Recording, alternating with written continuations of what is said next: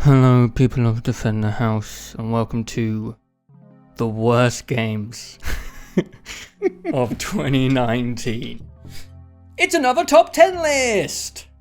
So, if you haven't seen the other video, or if you don't know what we usually do annually on this channel, is we go through our top 10 best games of 2019. We do a podcast celebration of everything that we loved. And that should be on the channel now. I think we are planning to do that video first, as is tradition. You know, get that up. People like that series. But unfortunately, 2019 hasn't been the kindest year when it comes to not games in general, more games that I was excited for. It's been a year of disappointments, I would say. Of course, there have been some standout bad games. But I think when I was looking at my top 10 of the year, which I won't spoil just in case people are watching this out of order, I noticed that the games in the top half were games that I wasn't anticipating to be up there or to be that good, and games that I was expecting to be good in 2019 just were either down the bottom or not there at all. It was a strange year for games, especially when it comes to some being pretty bad. Yeah. I would say like the list is sort of for the more near the top for me. It's definitely like these games are bad. Yes. The bottom half is a little bit more of like some of them are bad, some of them are partially bad, some of them are like a bummer. Yeah, I would say some of this list is more disappointment focused than objectively bad. But we're still going to call it the worst games of 2019 because, you know, just a better title, that's how we play it? the YouTube game. Yeah, man. I mean, if it was the objective worst games of, the year, it would be Steam asset flips and all that garbage down the bottom of that cesspool. Oh god, yeah. What was that fake Death Stranding game? Walking Man? Walking Man. It would be like that stuff. Man Standing, that's what it was called. It. These aren't actually the worst games of 2019. Some of these games aren't even that bad. But, we don't go out of our way to play the worst games. This year has just been one of those strange circumstances where both of us have ended up pretty unhappy and disappointed with a lot of the things that we played. And we play the games because we think they're going to be good. So we kind of just wanted a space to rant and get some, steam off our chest. And just before steam off, get some. Yeah, that's a saying, right? Epic? Oh, I see what you're doing. Sorry. Oh yeah, the Epic Games thing was this year as well, right? Well, technically it launched at the TGAs last year, so but the whole we're coming up to the 1 year anniversary of them, just buying everything. That was like 2019, right? That was this whole year. That sucked. It was really stupid. Yeah, that really sucked. And just before we go into it, listen, if you like games that we put on this list, all we're saying is that your opinion is wrong and you're stupid and these games are terrible. No, of course we're not. It's subjective. There's actually probably going to be some times where we disagree as we go through this list. I suspect so. We're probably going to be a little bit, unhappy with some of the choices of where we put stuff. But I started beginning of top 10 of 2019. So why don't you take us away with number 10 of your worst game / disappointing game of 2019? All right, sounds good. Thanks, Joe. Real excited to be here. My number 10 worst game of the year, Randy Pitchford's Borderlands 3. Only number 10. All right, I thought it might be a bit higher because you were pretty sour on Borderlands 3. I lowered it because it's not really bad. It's not bad. Lame. That's how I would call it. Yes. It just is, I mean, Borderlands 2 was in 2012. That was a long time ago. 7 years. 7 years to make a third game, and it is identical to Borderlands 2. And it is crazy how a group of game designers can't come up with one new thing for a franchise in 7 years. Yeah, I mean, there's new characters, but that's it. But there's characters in the other games and guns. Exactly. In the, you know what I mean? Not iterating, innovating. There's a part in that game where they joke about how there are jetpacks and grapple hooks in the cargo hold, and then they vent it all out into space, and they're like, shame you're not going to get to use that. And I was man, that would have made this game really cool. Yeah, it really would have done, actually. And the fact that new generation of hardware, and they still don't have all of the environments.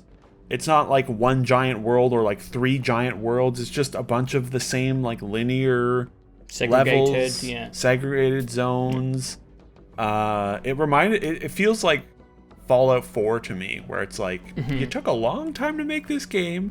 Your last game sold 30 million copies, and you didn't do anything interesting. And that's just a bummer, because I really loved Borderlands 2, and it has definitely been replaced for me by Destiny, but that's okay. I was expecting to like Borderlands 3, and I don't hate it. I don't think it's terrible, but I was just so bored by it the whole time. Yeah. And completely forgot about it. And on top of that, they did make the writing the most insufferable thing I've heard in a game in a long time. Yeah. I could really only suffer about 8 hours of the writing before. I don't actually know why I bothered listening to 8 hours of it. It was rough. Minor spoilers, but it did escape my list, as you probably aren't surprised by. But I pretty much agree with you. I think the only reason I managed to have some fun with it is because I had the initial disappointment day, the launch day, where I was like, wow, this is kind of nothing. Then I took quite a long break, I think 3 weeks off. And then once, my expectations had leveled out, I went back in with the right expectations of just playing more Borderlands and managed to have 20 hours of solid fun, because it does feel like a freshened up Borderlands, and Borderlands it's good. Borderlands is good. But I did hit a wall when I got to the swampy Jacob's planet.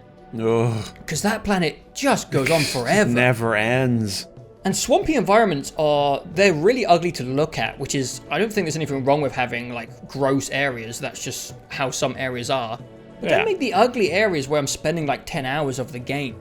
Yeah. And also, that was when I first started having the weapons start to repeat themselves. And I was noticing that I was getting guns with the same attributes, because some of these guns have silly novelties, you chuck them and they explode into cluster strikes. And that was what was keeping me going in Borderlands 3, these weird little gimmicks. And when I saw that they were kind of running out, I was like, uh-oh. And I haven't gone back since, and that was a month ago we had that chat on the podcast, so... Yeah, it's... That was very surprising to me, was the weapon variety, because I hit that point much earlier than you did, and it was strange, yeah. And I remember when they announced that game, they played that trailer, and I was like, wow, these environments look gorgeous and really different from... But in practice, they're not interesting at all. That mainly because I think the level design is so uninteresting. And anyway, we talked about it for quite a while on the review show and on one of the other podcasts. It was just a real boring letdown of a game after so much time, and it just feels like I played through it pretty quickly, and there was definitely a period of time where I was like, Borderlands, this is doing it for me. But it just came and went so quickly, and I feel like everyone has forgotten about it already as well. Yeah. I'm sure it sold very well, but it just seems like everyone moved on from Borderlands, and they didn't keep up with the times in a lot of ways. And that's fine, whatever. Also, all the stuff surrounding that game is really off-putting. Yeah. Except for that reveal live stream, that was fantastic. That was that was probably the best stream of the year in terms of press streams. It was unbelievable. E3 was really boring this year. Like, the Xbox shows have been awful. Yeah.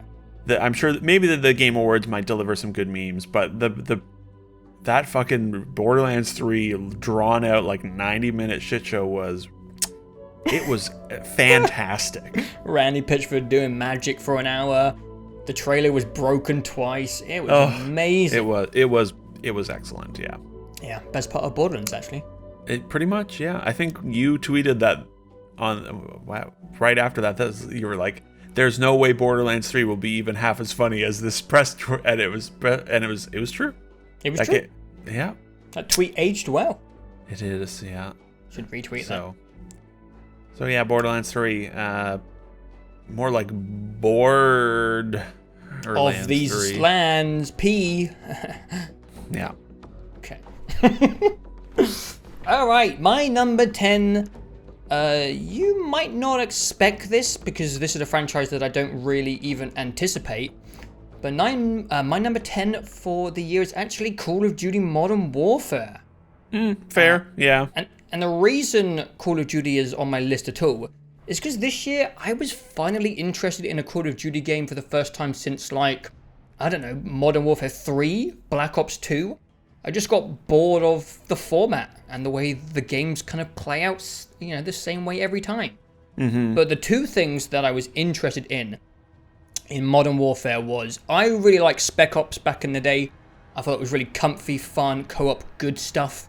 Are you sure you liked Spec Ops back in the day? Because every time we talked about it, you had no memory of it even existing. I know, it took me a while to remember. It was a long time ago. That's good. It was a decade ago. I played it with Andy at university, and we had a really good time. And also, during the beta period, I played a couple of matches of Ground War, which is the new, obviously, bigger match. And the beta of Ground War was actually really good. It felt different.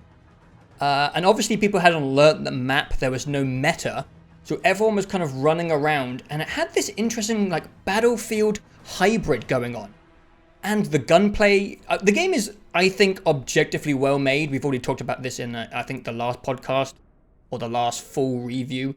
The game sounds great, it looks great, and it feels really good to play. Mm-hmm. And when everyone was running around in Ground War, and it was flowing and working as I had hoped, I really enjoyed the beta period, and it made me really excited. I was like, hey, I'm going to be back in Call of Duty. I didn't really expect myself to play 200 hours of it, but I was like, hey, I kind of wanted what you got from it. A little, 50 chunk hour of chilled Call of Duty playtime. Yeah. But, Spec Ops launched, and it was so broken and pieced together that we haven't even touched it. We didn't even bother touching it because people were recommending we stay away from it completely. God, it sounds bad. And the two Ground War maps, as soon as people figured out how they flowed and worked, were just kind of a nightmare. Yeah. As we're recording this, there are new Ground War maps, or a new map. Is it 2 or 1? Well, there's 2 that you haven't really played. Okay. Yeah. But, I'm just judging the game based on when I played it. Yeah. I haven't gone back. I've just found out that I like Big Team Battle and Reach on PC, so I don't really see myself going back. So I'm not really commenting on the state of Call of Duty now. But, when I was playing Ground War, it was during the Claymore meta. When Claymores are always meta. They're eternal. When they were just fucking awful. Yeah. The Quarry map is just a weird choke point funnel where everyone fights in the middle. No one goes anywhere near the back end, so it's just a clusterfuck. And then the Skyscraper map, which I can never remember its name, was better because you can counter people on the roofs, but just take the roofs out because people are just going to sit up there being wankers and sniping, and it just feels like the whole game you're just trying to clear out the roofs. And then if you're in a squad, it's so easy to just have one of your friends survive at all times on that roof and spawn everyone back in on the roof. Yeah. And the design philosophy just hasn't really matched with like the current multiplayer playstyle that has come after the Battle Royale fiasco. And I don't know if Infinity Ward could have really planned out how people were going to play, but it does not feel like the maps were made to be played the way they are played. No one's really running around, and these opinions might be outdated. I'm sure people who play Modern Warfare now are like, it's changed now, and people love Shoot House, because that's all I see in the subreddit. That's the only thing about Call of Duty people love right now is Shoot House. People love Shoot House. Everyone seems to hate everything else about that game still. And even on Shoot House, I've seen people camp in the office, and there's the dickheads who stand up on the wall, just shooting down the hallway.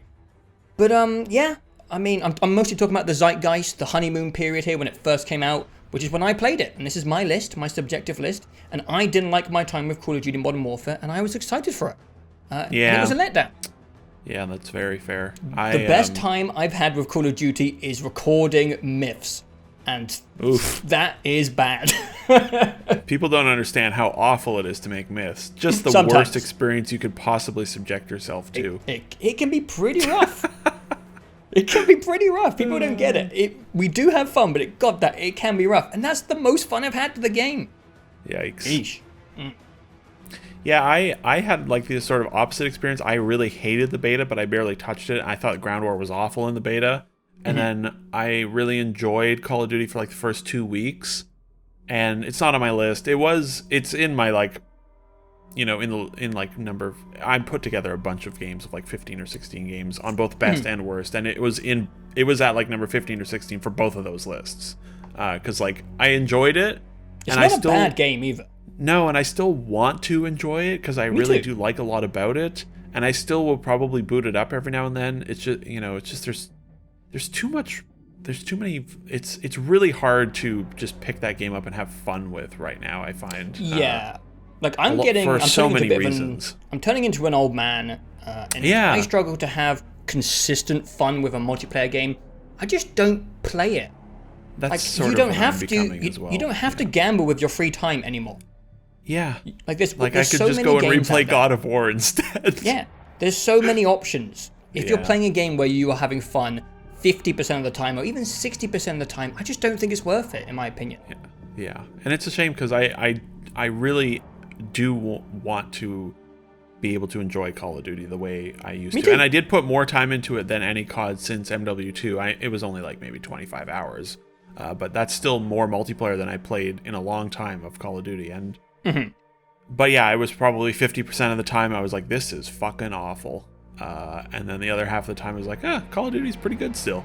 So yeah, I hope the game. I hope they can find it.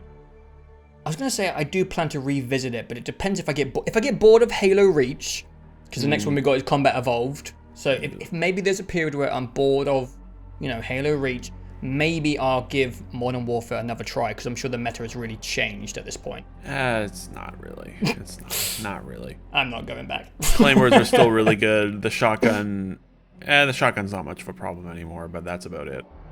Everyone is just camping in corners and mounting on walls all the time now. Like, it's unbelievable. It's okay to die in that game, people, by the way.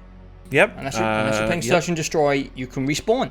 You can come back. Yeah, you just hit the X button or whatever button you have it mapped to or controller you're using, and you instantly respawn. It doesn't fucking matter.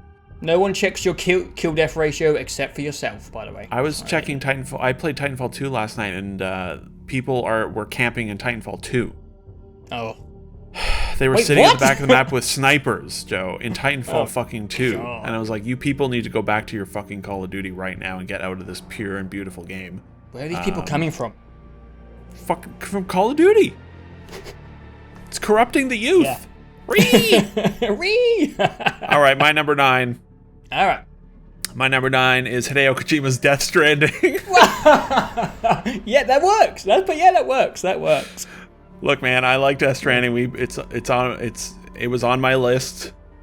We've talked for an eternity about it, but there are a lot of things in Death Stranding that are fucking awful. Yep. The vehicles are awful. The combat is awful. The story stuff is awful. I actually don't think there's any better way to represent Death Stranding than to have it on your best and worst of the year list. Yeah, I should have put it in the same spot on both lists, actually. That sums up the game perfectly. Yeah. I kept it low on the list because, you know, the majority of my time with that game was very enjoyable. Enjoyable. And then also every other game on this list I think is actually quite bad in almost every way.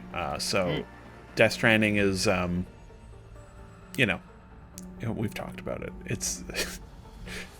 It's not flawless, that's for sure. Oof, no. And that's all I have to say about it. All right. I don't want to speak about Death Stranding ever again. Ever again. Fair enough. I like that. I like that a lot. All right. My number 9 is a game that people might not have even heard of, because it's a little bit niche. But it's from... I actually can't remember the name of the developers, so I feel a little bit bad. But the game is called Observation. And it is the sequel to an amazing little horror game called... No Code is the developer. No Code. Yeah. So I don't really like pooping on indie games because, I always want to big up the little guys. So I'm going to start off by saying that their first game, Stories Untold, is really great. Yeah. And I'm actually going to recommend that you guys go out and play it. It's probably $1. Yeah. So Stories Untold is this really strange game where it merges the horror genre with what I can only describe as like a user interface puzzle game. Where you're kind of on a computer trying to... I don't know, every scenario is different. Stories Untold has like 5 mini scenarios, 5 horror scenarios. But in each scenario, you are on a computer interface and you're interacting with that and puzzling / working through that on a computer. Which the one in bizarre. the Arctic was so good. Yeah. Which sounds completely bizarre, but it's like this weird subgenre that has started to crop up. I don't know if anyone's played Her Story, but that's kind of similar, where you're on a detective computer database. And I believe there was another horror game called Welcome to the Game, where you're also on a computer. I haven't played that series. I think there's 2 of them, so I don't know what you're doing, but I know it's based on a computer. And Stories Untold is in that very specific subgenre. So Stories Untold is brilliant. I highly recommend it. I didn't like the way it wrapped up. I thought it was pretty corny. A bit cliche, yeah. I enjoyed everything up till the last 15 minutes or so. And it's good. But Observation is a sci-fi game where you are an artificial intelligence on a space station. Great on paper. Again, the concept is very cool. And I even think the majority of the game is pretty good. It's definitely more repetitive than Stories Untold, since Stories Untold is like 5 mini scenarios and Observation is 1 long scenario, so the gameplay does start to feel a bit monotonous. Is that right word? Monotonous? Yeah. Monotonous? Yeah. Compared to Stories Untold, where it changes the way that the user interface puzzles are, and in Observation it's kind of the same thing for the whole game. But the reason it's on the list is because I just hate the story in Observation. Oh, God, the ending was so bad. So I'm just going to talk about it because the story sucks, and I don't recommend people play it. I recommend you guys play Stories Untold. In Observation, it sets up this pretty interesting sci-fi premise where it shows some strange alien visuals, maybe some intelligent being starts visiting you at the beginning.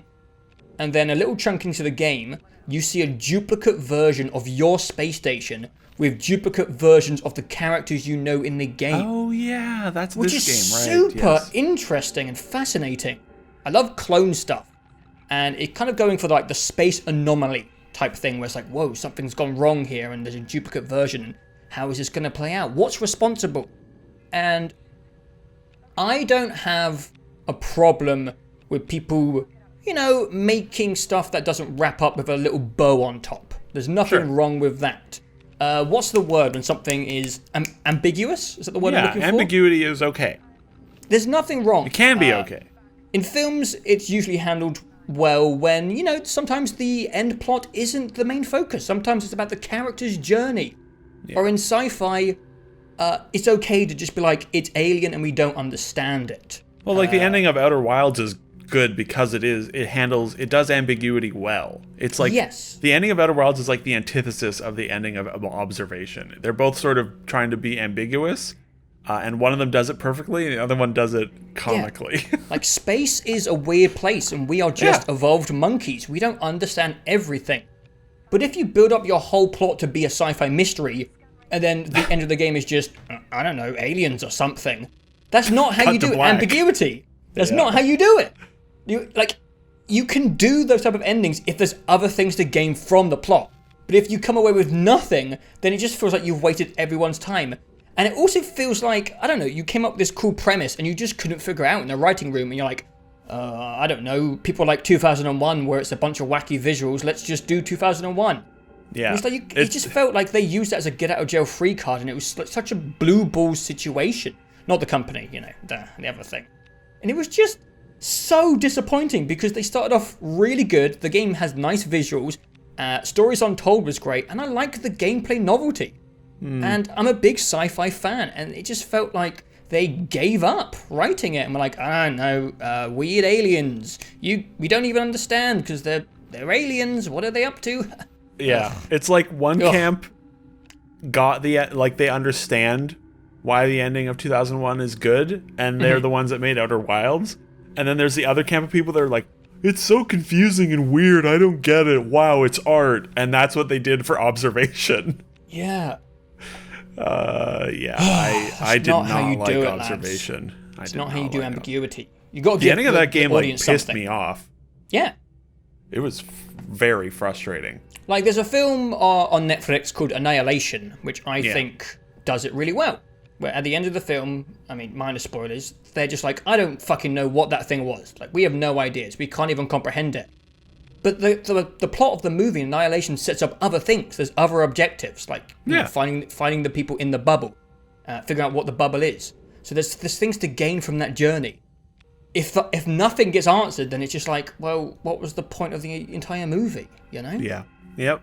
Anyway, I'll stop ranting. I don't remember much about the plot of Observation aside from being really frustrated by it at the end. Yeah, it's super lame. Yeah. Cool company. I will definitely play their next game because I think they are a talented bunch. But I recommend their first game a lot, and I don't recommend their second game at all. Agreed completely. Number 8? Yeah, right? Yeah. Your number... I went first. So my number 8. Okay. My number 8, I mean, this game should probably be way higher, but I only played like 20 minutes of it, and that's Crackdown 3. Yes. Okay. Jesus. Like I said, it should probably be way higher because it's pretty bad. Objectively, it should be like 2 or 1. Top 3 probably. I mean, I don't know. Like, I didn't play enough of it to speak to like how the quality of it, like in terms of polish. Like, I don't know. It's probably like I don't know. Maybe it's polished, maybe it's not. But the core idea that like they spent, I don't even know how many fucking years, 50, with so many developers like attempting to hammer something out of this game, and they literally came up with nothing. And I had never played Crackdown 1 or 2, and so I was going into this with like not much of an understanding of what Crackdown was. I played 20 minutes, I'm like, this is the most boring fucking thing I've ever played. It felt so old, and there was just so much that was like, nothing felt good. Like, the platforming felt like crap, the visuals looked bad, the shooting where you lock on and you're just shooting the middle of their chest, you can't even like aim up to their head. Headshot. Fuck. It felt so awful, and I was just stunned at how they spent years making this. I mean, it was announced when the Xbox One was announced, and it came out in 2019. Also, marketing was like not cheap. They did the Terry Crews thing. Yeah, I mean, Terry Crews is the main character in that game. Like, oh yeah, the poor guy. And and it's a major Microsoft. It was the only. Oh no, wait, Gears came out this year. It was one of only 2 major Xbox first-party games this year. What happened with that? Like, I just want to know what happened.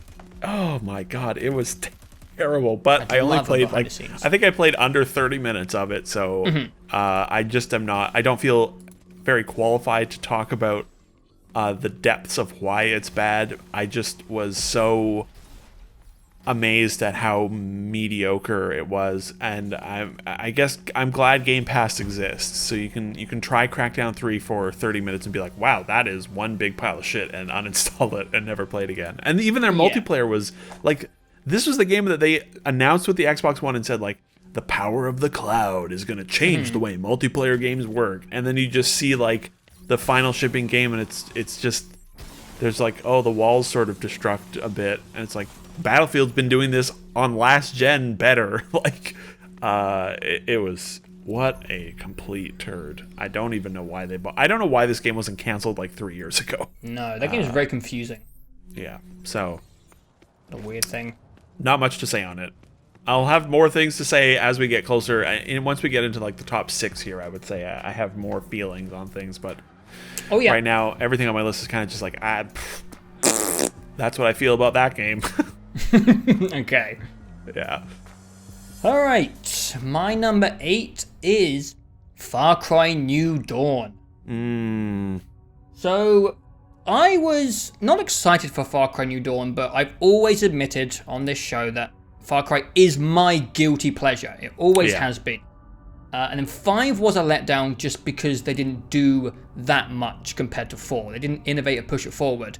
But I kind of liked the format of the Far Cry releases where they had Far Cry 3 and then they did Blood Dragon, which was completely nuts. And then they did Far Cry 4 and they did Primal, which apparently wasn't very good. But it was at least different. It was at least different. And Far Cry 5-2, New Dawn, was like the least innovative one in this format. Like, they have an offshoot Far Cry game, and they can do whatever they want. And it was the same fucking game, but one gun shot blades, and it was a bit pink. And it was that was it. That was the whole fucking... That was their innovation. They sold the same game twice, but with some... And I beat the game. Which I did end up beating it, okay. Oh yeah, there's that boss fight at the end. I remember talking to you about Oh my god, it's so weird. The story's so shit. Bad. It's so bad. Yeah, Far Cry's been a real disappointment for me. Like, they don't even have to do that much. It's like my guilty pleasure. Just make whatever. I don't even want to talk about Far Cry. The fact that they take a game, set it in the post-apocalypse, and do fucking nothing fun with it at all, is a testament to how boring Ubisoft can be with their games. Just go wild. Yeah. Just go crazy. You did it years ago with Blood Dragon and everyone loved it. Yep. Like, and didn't they charge like almost full price for this? I don't remember. I can't remember. The game sucked. It was terrible. It's $50 still. Like, they had a format where it was just like, let's make a Far Cry game, but like with a crazy setting, crazy coat of paint. And, like, that's a cool little gimmick. I'm into it. And okay. I'm not going to get into it. This game will come up again. Oh. It's just so uncreative. Like, just do anything you want. Just have fun. Yeah. If it doesn't feel like the developer's having fun, I'm not going to have fun. If it doesn't feel like they're, like... why are you playing it safe? Anyway. That's my number 8, Far Cry New Dawn. My number 7, another Ubisoft zinger from this year, Tom Clancy's Ghost Recon Breakpoint. Yes, thank God this is on the list, because this looked like maybe the objective worst game of the entire year. And that's saying something for some of the stuff that came out this year. I don't know. I mean, there were like 5 people that really liked this game. I don't know why. That game looked so bad, dude. Bad. I only played an hour of it.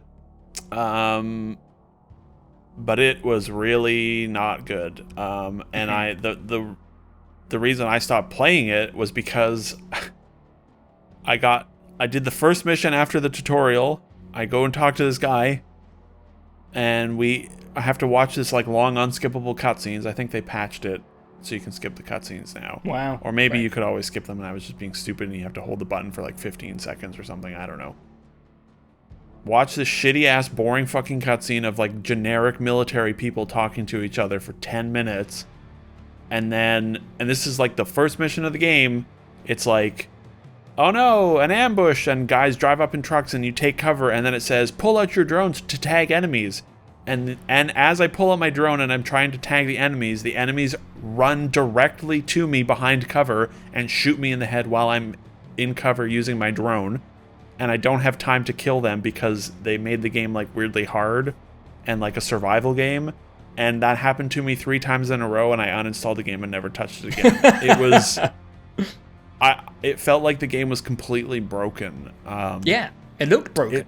It's really bizarre. And watching them react, watching Ubisoft now trying to like do the Ubisoft thing of like, we're going to make the game, we're going to fix it, which they probably will. In a year's time, this game might be incredible. Knowing Ubisoft. Okay. Or, at least decent. But, like, I feel like they missed the mark with every part of it. And it's so weird because Wildlands was not very good. But, like, a lot of people played it and really liked it. And it felt like what they figured Wildlands out. And then they made Breakpoint. And it's like, this just looks like Wildlands 2. And then But then they're like, no, it's like a survival game, and the wolves are coming after you, and military, and and it's like they didn't learn anything. They went backwards. They went backwards, and then like everyone hates it. Like they did a big survey last week where they talked to players, and it was like 60% of people want the whole game like completely restructured. Like it's yeah, and they're talking about like getting rid of like the loot part of the game, and they made it like an insane like loot shooter, free to play microtransaction shit show. It sounded like the most egregious microtransaction stuff of the year. Yeah, it was a full price game. I think it had a season pass and it had crazy microtransactions. Jeez. And it was just it's just like I was so put off by the first hour of that game, and I was it was again, I only played about an hour, but it just did not seem good at all. No. I don't know what Ubisoft was doing this year. I mean, the Division 2 came out and was by all, it was pretty darn solid. But aside from that, like, oof. Far Cry and what's this game called?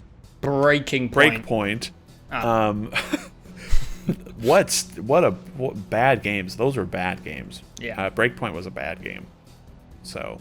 Well, let's hope Watch Dogs 3 is good, because that'll be the next thing, I assume. Yeah, Watch Dogs and probably Assassin's Creed next year. Oh yeah, well that. We'll see. We shall see. I don't know. Ubisoft. This year felt like they were regressing back to their 2014 year, where they had.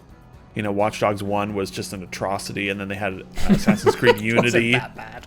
And, well, I don't know. It was bad. AC Unity was an atrocity. Yeah. Watch Dogs was quite bad after all the hype. And then they, stabilized for quite a few years in AC Origins and Far Cry 4, and, like, people like these games, and Rainbow Six, and then this year, it was just like, more Ubisoft. Yeah. I think the sad thing about Breakpoint... No, you go, you finish. The Ubisoftification of their own games is exhausting to me. And the way that New Dawn and Breakpoint are both like looter shooter RPGs now for no reason at all, and like enemies have levels above their heads, and you're like, why did you do this? This adds nothing to the game, and in fact makes the game actively worse. Ubisoft needs to both change up their formula big time, and also learn how to restrain themselves, even a little bit with their game design, because it's like completely out of control, I think. And it's just their games this generation for me have just been ever increasing, like just a big pile of everything in the bowl. And they keep adding more stuff into it. And I'm like, please stop, I'm drowning. Oof. I was just kind of sad to see Ubisoft just become the villain when it came to Breakpoint. It was just like a lazy piece of trash that was exploitative.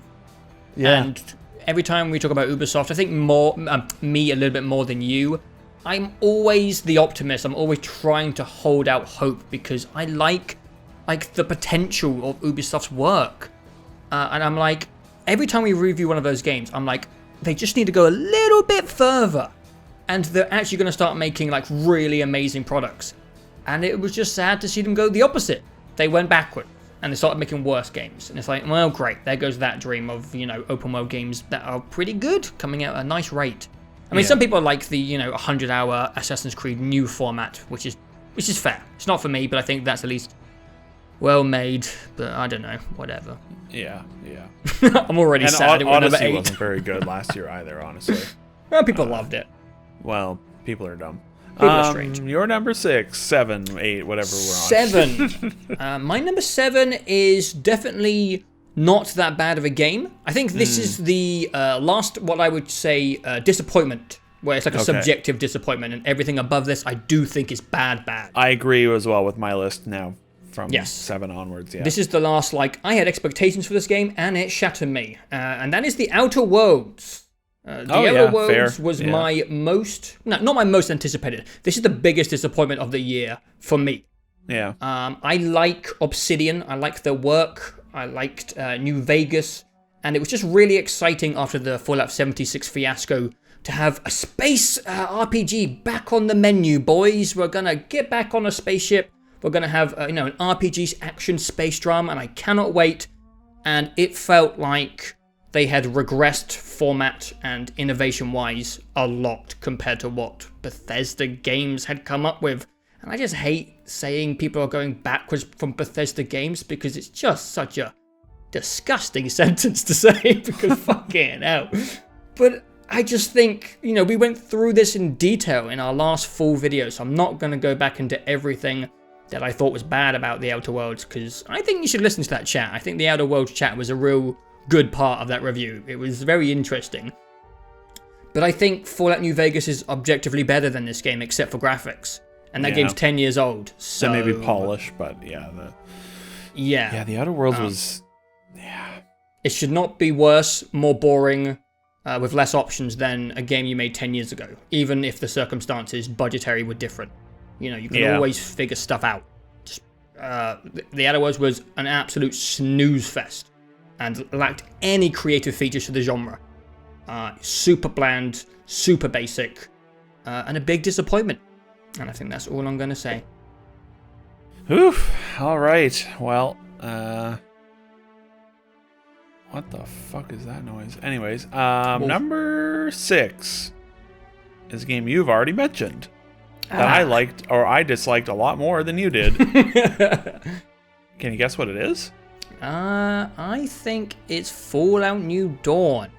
Fallout New Dawn, Jesus, that really speaks to. No, it's not. What? Far Cry. But you know what? That little tongue twister slip right there. I mean, that speaks to the video game industry. I didn't even notice. My number 6 is actually Observation. Oh, interesting. I thought you forgot about it, honestly. No.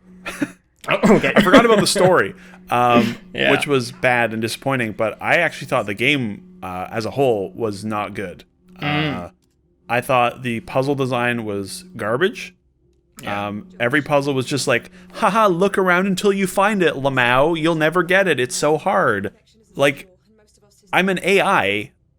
Why don't I have a thing that just like highlights, the piece of paper that I should go look at? Instead, it's like, let me just zoom in and, oh, is this it here? No, like that one puzzle where you have to look at the lunar surface or whatever.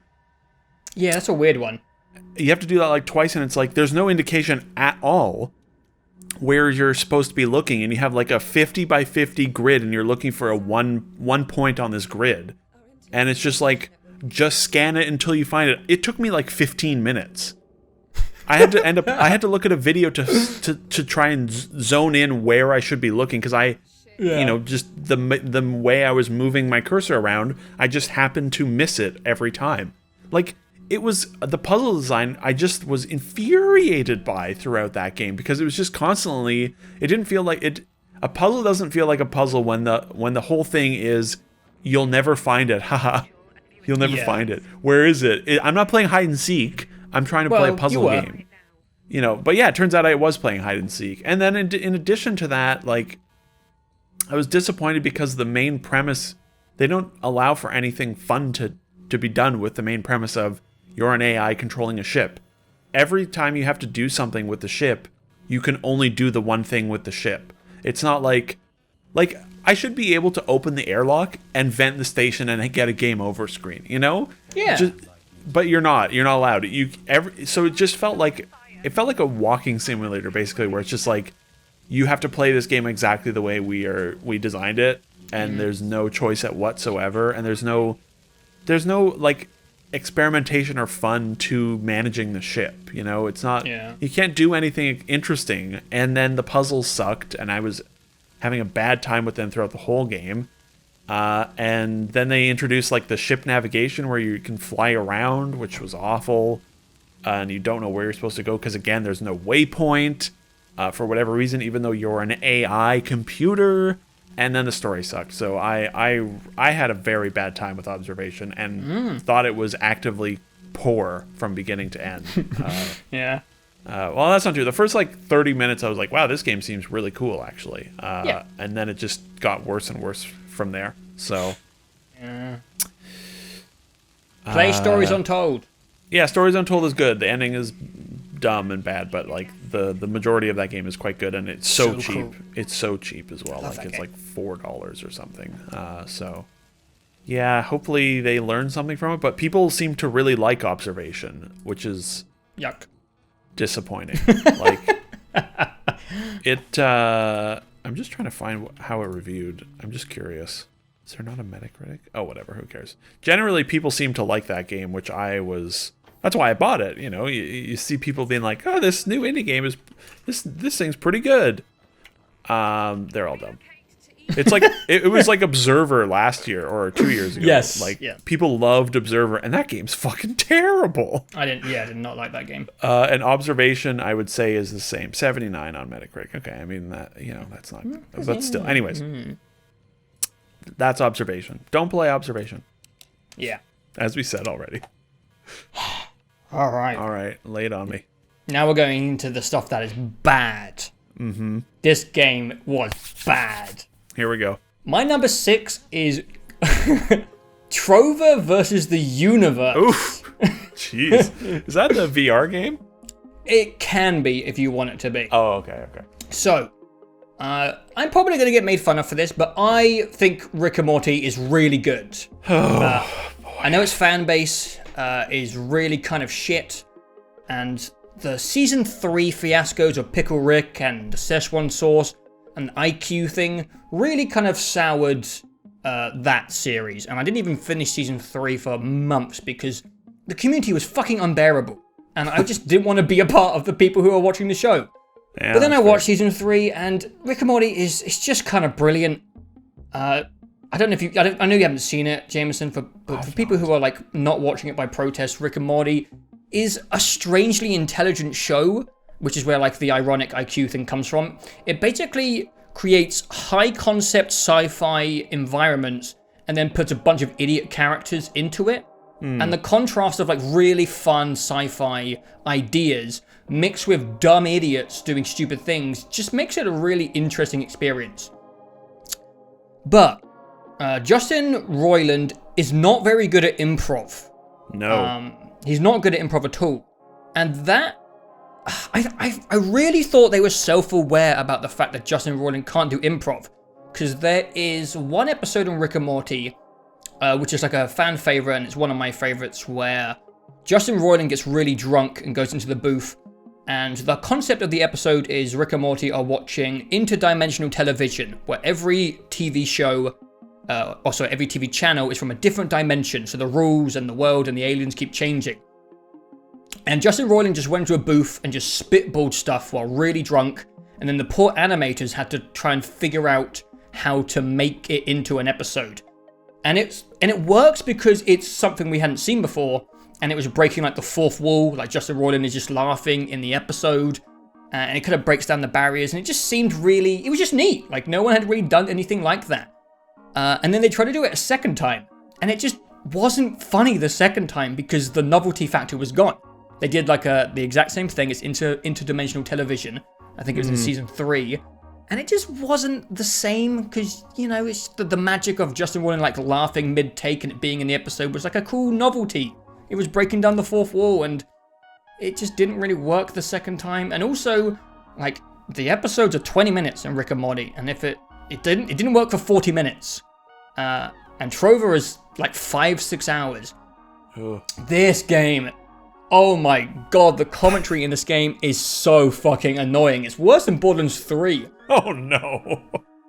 And the weird thing is they did a little VR game, and the VR game's called Accounting Plus. And Accounting Plus is actually pretty good, because it's short. I think it's about an hour long, and it has multiple scenarios and different characters. But there's one character in Accounting, and his whole thing is he won't shut the fuck up. He's talking the entire time. But that's the goof of the scene. So it works because it's self-aware. And like there's a scene in that, or there's a part of that scene where you're like trying to pick up a phone in VR and you're trying to talk to someone on the phone, but the guy behind you won't shut up and he's like screaming at you. So it works in that context because the joke is that he won't shut up. But Trover, like the whole game is people just won't shut up for the whole game. But they don't make a joke out of it. That's supposed to be the joke, that people are just like swearing and talking bullshit. There's no script. It's just improv rubbish. And Trover, Justin Roiland, won't shut up for a single second. And it's so annoying and so obnoxious. And the gameplay sucks. I think maybe the novelty's supposed to be funnier in VR or more fun.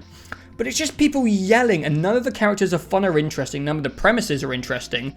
There's a couple of funny moments, but like the obnoxious continuous yelling only worked in accounting because it went on for 5 minutes, and that was the joke, that the guy wouldn't shut up. But it isn't the joke.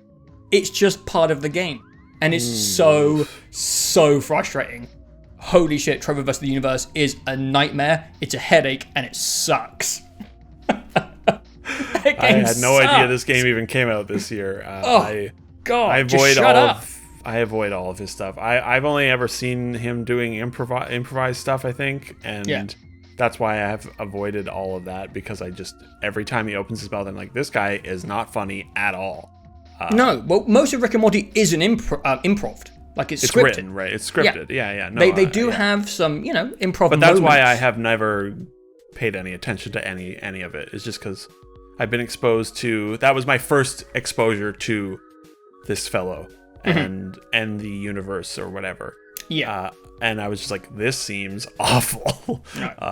I think one of the first things I saw was that fucking Fallout 4 and Ninja and Rick and Morty thing. Oh, yeah.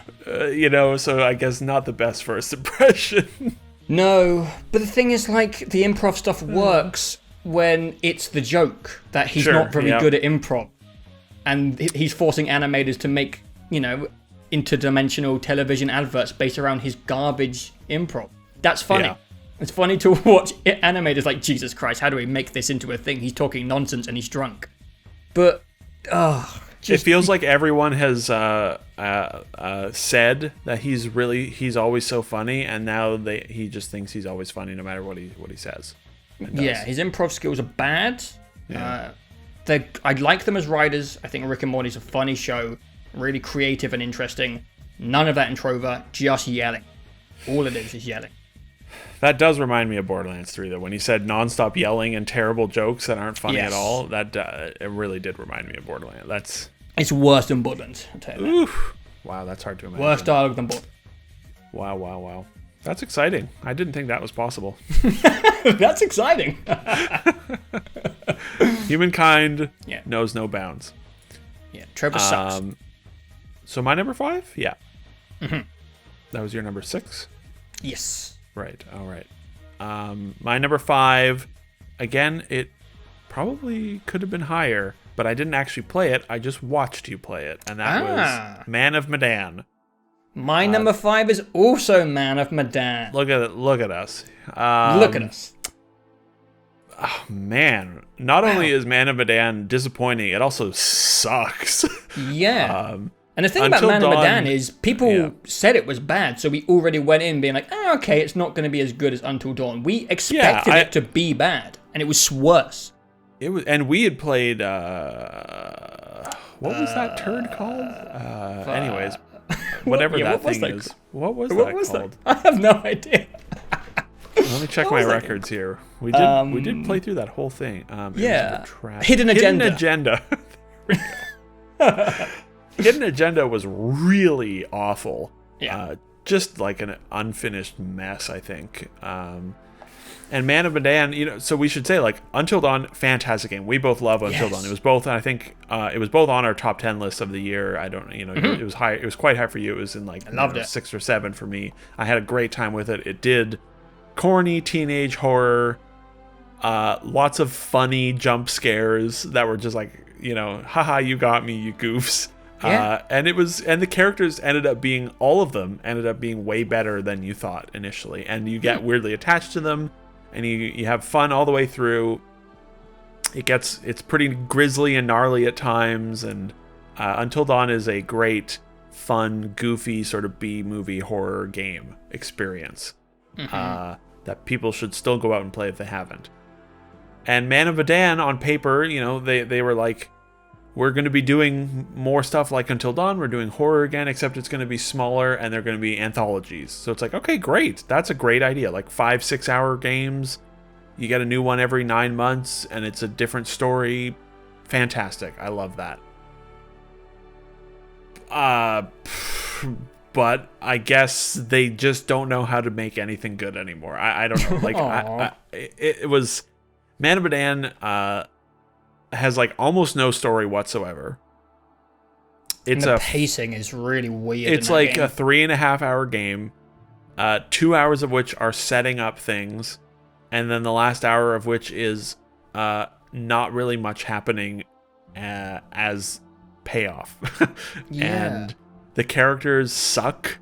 They were awful. There was no fun. At no point was the game funny or fun. There was nothing scary. Or scary. There was nothing amusing. Like, there were no, goofy deaths. There were no fun horror story. It was just like, near the end of the game, they're like, oh yeah, it was toxic waste made people crazy. Wow, weird. And you're like, wait, that's it? Turns out, I guess so. They exposed that way too quickly as well. So like, wait, yeah, they just do it in with a random exposition line in the middle of for no reason. Yeah. It was really shitty. Yeah, you didn't even mention that the dialogue was written by aliens. Like, it was written by. It really was like English. It was. It genuinely doesn't feel like it was written by people that natively speak English. The dialogue is so weird. It feels like a bad translation. Yeah, it does. It really does, and it feels like foreigners would be like they sort of misinterpret or misremember or get like sayings wrong, right? And colloquialisms wrong, where like, I can't think of it, but you know what I mean by that. Everyone should know what I mean by that. And that's what the whole game is like, where they're saying things where you're like, what? That's like 60% correct. But that's mostly English. It's like that saying, you're like sort of getting the saying right, but you're not. What? And like, also, you're talking like someone who came from like 1920. Like, I'm gonna be the bee. What? It's like 28-year-old Sean Ashmore. He's probably like 50 by now. Actually, Sean Ashmore and his hot young friends. No one says I'm gonna be the bee. Like, there's so much stuff like that where it's like, these people are supposed to be like 30, maybe. And they're talking like aliens. Yeah, it was just bizarre. And I don't really want to touch any of their the future things from the anthology. Because that's 2 in a row where they've been like stinkers. Bad. Yeah, bad. If the next one is bad, I think the studio had a one-hit wonder. And that would suck. You played through Man of Medan. I just watched. So how was that for you? Well, one thing that you didn't experience is it just controls like shit as well. It's so hard to make the characters move in a way that you need them to, which isn't that important because, it's not an action game. You're not running away from enemies except for in QuickTime events. But it controls unbelievably poorly.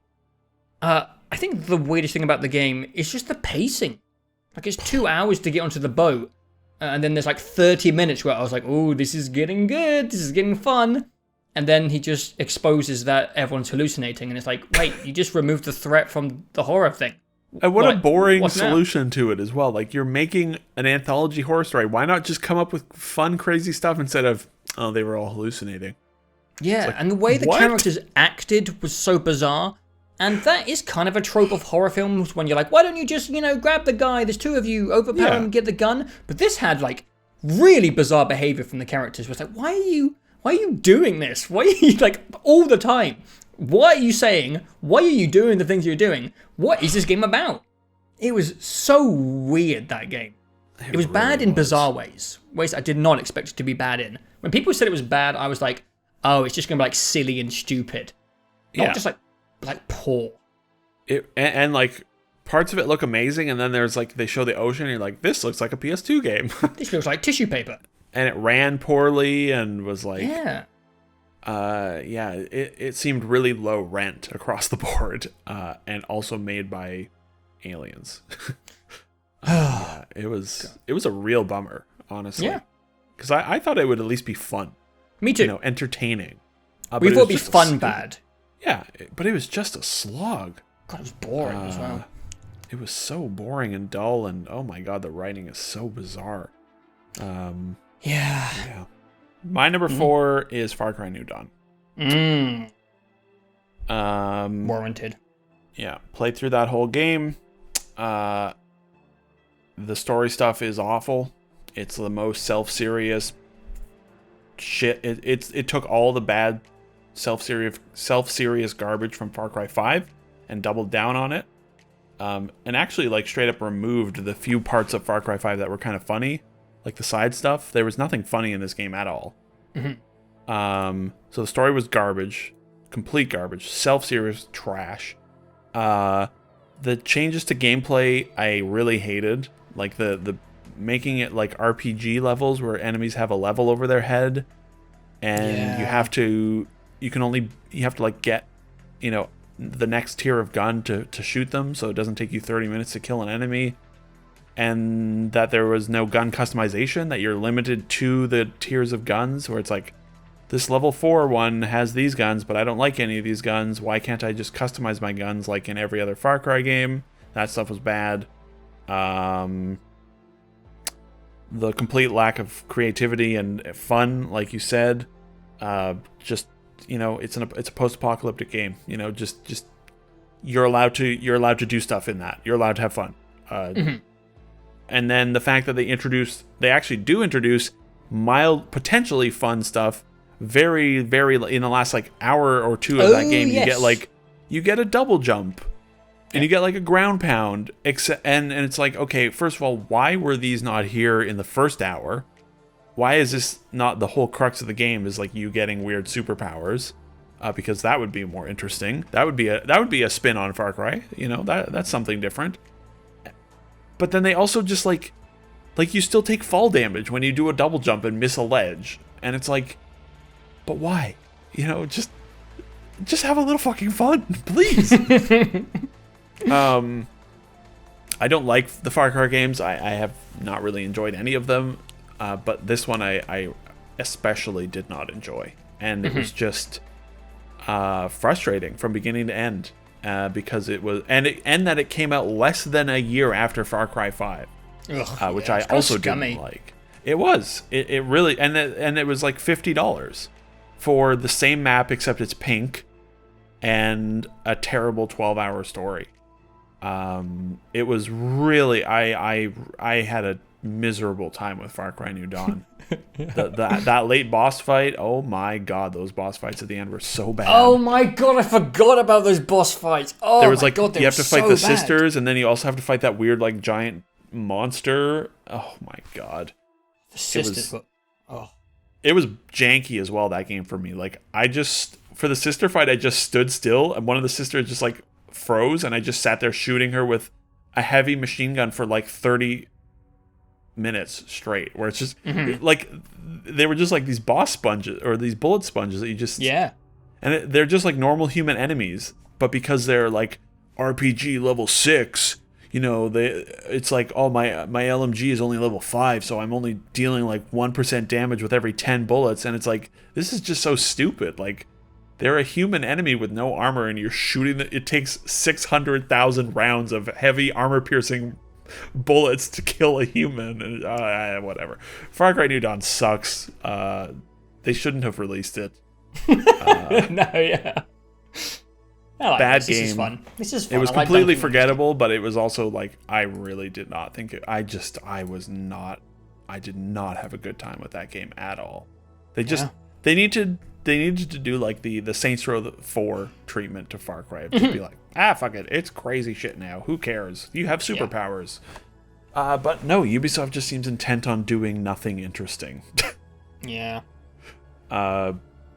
So take that, I guess. And congratulations to Ubisoft for getting 2 games on my list. So yeah. Yeah, until Far Cry 6, I guess. I bet they put another Far Cry game out in the next 18 months. Oh yeah. And they do absolutely nothing with it at all. Yeah. All right. You're number 4.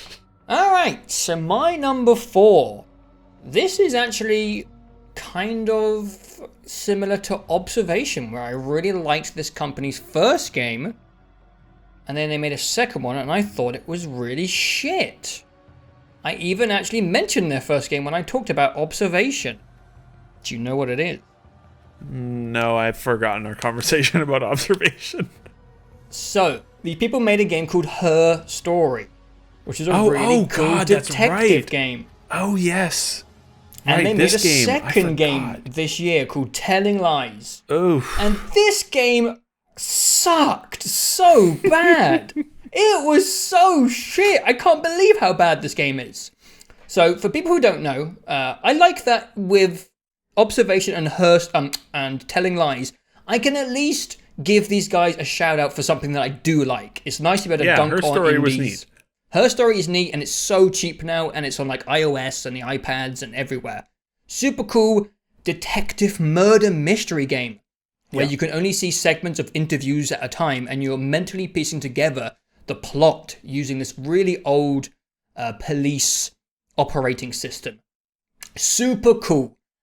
And then Telling Lies comes along, and it's got the same format where you're on a computer looking at a database, but instantly it's weird because there's no carrot on a string. They set up nothing. You don't even know what the scenario is. You just start on the computer, which is like, okay, yeah, that's fine. Like, I guess I'll figure it out as I go along. But I didn't. I never figured out what was going on. I played for 4 hours in one sitting, and I have no fucking idea what I was supposed to be doing. I don't know if I was solving a mystery. I have no idea what the game's even about. I didn't beat it. I'm not going back to it. It was so unbelievably boring. The weird thing with telling stories is, again, you have no idea what's going on. So without context, you're just kind of watching random people talk about shit and none of it's interesting. There's very, very little, or I at least didn't find many interesting things going on within the tapes. From what I can gather, it was about an undercover cop who was looking into this environmental group who were doing some sort of like attempted terrorist attack to blow up a oil line that was going to be bad for the environment. What? And it was so slow, detailed, and boring. They just talk about like the logistics of pipelines and the detailed ongoings of this environmental defense group and all their conversations. And the worst thing about the game is, unlike in Her Story where it's an interview, where it's like someone asks questions and she answers it, in these, you only watch one side of the conversation. So, literally, you're watching a clip and it will start on someone going, "Hi, baby." Yeah. Jesus. Yeah. Mm-hmm. I know. That's okay, honey. And they're so long. They're like 7 to 8 minutes long each time. And they're so boring. And you have to watch two sides of a conversation individually, which in theory might sound interesting, have to like mentally remember like each side. But all the conversations are so fucking boring. And there are literally minutes of silence where you're just watching someone. And you can't even, like, you know, on like a YouTube video where you click on certain parts, you can't do that. There's a fast forward. Nope. There's a fast forward button, like an old VHS. But you can't just like tap here, tap here, tap here. Oh my God. It is so bland, so uninteresting. They never set up a premise. There's no objective. I'm sure there is an objective and there's a way to beat the game. But they just don't give you any incentive or reason to continue. None of the... I think I found like 3 interesting video clips in the 4 hours I played. Like he comes in and like someone shoots him and I was like, okay, cool. Out of context this means nothing, but that's kind of interesting. And then I found one where the guy's like, he just blows himself up. And I'm like, okay, this is weird. And it's just so slow and boring. And it's complicated as well because there's like 4 or 5 characters.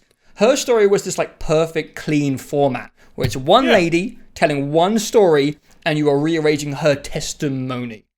But when you put like 6 characters in and you're watching half of a conversation every time, not only is it less interesting, but it's like impossible to keep up with what the fuck is going on. Jeez. And the premise isn't fun. Like a murder mystery is a classic. It's just fun. But, like, I don't give a shit about discovering someone blowing up a pipeline. This is a video game. I'm trying to have fun. Like, this happens in real life. This is miserable. I don't want to go into this. It sucked. Telling Lies sucked. Wow. And her story was really great. I think, like, Observation and Telling Lies are so similar in these guys had a concept and they just, like, overcomplicated it and pivoted in a weird direction that did not work out. Yeah. Yeah. It definitely happens. You get too confident or something, and I don't know. Yeah. I didn't realize it was about that. I thought it was just like a relationship drama or something. I didn't really know what a lot of it was as well. Like, the guy was he like got one of the girls pregnant. That's what I presumed the whole game was, and I was like, wow, that seems awful. But now you're talking about like pipeline terrorism. I'm like, oh my god, this is and the separate conversation stuff. That was the worst part of the whole game. Just like the silence. Yeah, that is really bizarre. And it's like sometimes you'll watch one half of a conversation and you're like, am I supposed to remember if they're like, I don't remember what the other person was saying. Oh, it was so frustrating. I hated Telling Lies. I hated it. God. I hated that game. I feel like this list is going to have more variety than our last. Yeah, maybe. Last one. All right, my top 3. I think I can think of 2 games that are definitely in your top 3. I'm forgetting what the third one would be. I suspect one of them I might have to defend slightly. Oh. Well, maybe not. Maybe you didn't. Anyways, my number 3 is Wolfenstein Youngblood. Ah, yes. I only played 2 hours of Wolfenstein Youngblood, but that game is an atrocity. Yeah. They tried to make a live service game out of Wolfenstein's combat, which is an inherently bad idea because Wolfenstein's combat isn't great. You either, in my case, find it perfectly serviceable and doesn't get in the way and you enjoy the story, or you suffer it for the story, right? Yeah. And so the whole idea of we're going to take this combat that no one really likes make a game, a live service game out of it it's just such a bad idea. And then, so they're starting from a bad idea, and then they're like, we're going to make the combat, in a couple ways we're going to make it better, because there's like auto pickup of health and ammo and all that, which is better. It immediately makes the game way more enjoyable when you can just run around and you don't have to pick up every small little thing on the ground. But then they're like, we're also going to make the combat really ass by making it so that enemies have a shield type that you have to deal with, and your guns all deal different types of shield damage. And so it's like this enemy has like filled in squares for shields, but this other enemy has hollow squares for shields, and you need to match the type to your gun, and it's really hard to tell which gun type is which. And the weapon management in that game is not very good, and you want to try and dual wield like one of each, but then also the enemies are just insane bullet sponges, and then they also all respawn when you clear out an area for some reason. And they made, like, when the game shipped, like, you couldn't pause because it was it was built for co-op, so you couldn't pause the game. If you there were no checkpoints, so if you died, you went back to the beginning of the level, even if the level's like 90 minutes long. If you died, I didn't experience this. I did not have this happen, thank God. But if you die, so there's like 4 big levels, and you do a bunch of side objectives, and then you kill the boss at the end of the level, and that's how you progress through the story. And the levels are good because they were designed by Arcane. The problem is Wolfenstein has no traversal options. So getting around the levels is a pain in the ass. Because they're like multi-story. Like one of them is in like Paris, and it's like a couple city blocks of Paris, and it's amazing. It's so intricately designed. But there's no traversal options like Dishonored or Prey. Well, maybe less so Prey, but Dishonored especially. There's no... Stealth is almost impossible, so you can't sneak around the maps. And then if you play through clear the map out, you do like your 90 minutes of playing, and if you got killed by the boss at the end, when the game shipped, there were no checkpoints, and so you'd have to restart the entire level. I heard about that. And it didn't reset your like ammo and health. So if you used up all your ammo, you would be back at you would be back at the beginning of the level with no ammo. Anyways, that sounds broken. It was. So from like every part of the game design was awful. And then on top of that, they really, for me, really disrespect the storytelling stuff in Wolfenstein. Yeah. And that's the heart of it. Part. And my storytelling problems with the game may be alleviated when Wolfenstein 3 gets announced. They could totally fix all my problems with this when in the first hour of Wolfenstein 3 via, flashbacks or whatever. But like, here are the things that they say have happened in Wolfenstein Youngblood since Wolfenstein 2. So Wolfenstein 2 ends with you are set on the course of liberating America, and it's like, great, that's cool. And your wife is pregnant with twins. In Wolfenstein Youngblood, the twins are 18 years old and extremely obnoxious. Like, the writing on them is terrible. So 18 years have passed. Grace is the head of the FBI, which is very bizarre. America has been fully liberated of the Nazis. So I guess you don't get to see that or help with that at all. Hitler is dead by BJ's hands, which is like, well, I would have liked to have played that. And Seth Roth is dead as well. The cool Jewish scientist that is one of my favorite characters in the game. He's also dead. And I'm like, oh, great. All these things that I really want to see have just happened. And again, Wolfenstein 3 could come out and there could be a 90-minute prologue where all these things, play out. And that will be fine. And all those problems will go away. And the ending of Wolfenstein Youngblood is, which I didn't see. I watched it on YouTube. So BJ discovered, this is actually kind of amazing and might make for an amazing Wolfenstein 3 story, but BJ discovers that there are like, the Nazis have found out a way to open wormholes to alternate dimensions. Oh boy. And so it's going to be like, we're going to try and hop in through to different dimensions, which, maybe Wolfenstein, I think it's very possible Wolfenstein 3 will be amazing, but Wolfenstein Youngblood. Hopefully, Youngblood was in a different dimension to the one we play in 3. Yeah, exactly. And again, so that's why I say like all my story problems could go away and not be a problem. But I was so disheartened and almost insulted by the whole thing, where it was just like, and especially because Bethesda had spent the last like year and a half of being like, rah single player, woohoo, we love single player games, and then they're just like, now we're gonna fart out this like live service thing that no one wants it, and then we're gonna like disrespect all the good stuff that Wolfenstein 1 and 2 does, and disrespect this franchise that I care about. And it was so fucking bad. No one should play Wolfenstein Youngblood.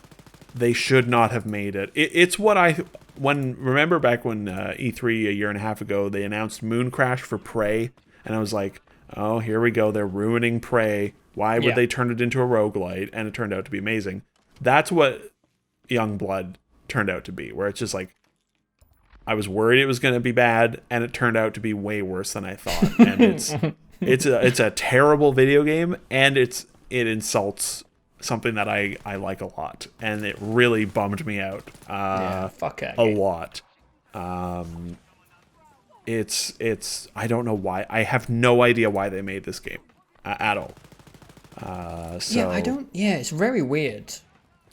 It's clearly made by like the B and C team and like other studios, right? So it's like, okay, the main part of Machine Games is working on Wolf 3, and that's good, and I have confidence in their abilities for Wolf 3, but it's just, it's like, oh, I guess we have this IP. We should do something with this to squeeze money out of people, because live service is the thing.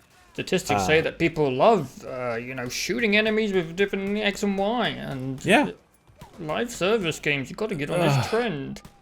God. It's like an AI game, A computer said that this is trending. It's like perfectly on trend with like the Fallout 76 decisions as well. Where it's just like, it's like Bethesda is now run, it is literally run by like inhuman garbage people.